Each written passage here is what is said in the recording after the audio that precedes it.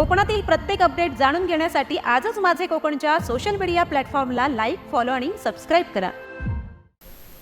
गेल्या 2 दिवसांपासून रत्नागिरी जिल्ह्यातल्या खेडमधील देवणे परिसरात नारंगी नदीच्या पात्रामध्ये गोवंश जनावरांचे अवशेष मोठ्या प्रमाणात आढळल्याने गोवंश हत्येच्या संशयावरून खेडमधील वातावरण गेली 2 दिवस तणावग्रस्त आहे। खेड पोलिसांनी गोवंश हत्येमधील प्रमुख 4 आरोपींना गुन्हा दाखल करून अटक केली आहे। तसंच कोणताही बंद पाळू नये असं आवाहन देखील रत्नागिरी पोलिसांकडून करण्यात आलं होतं।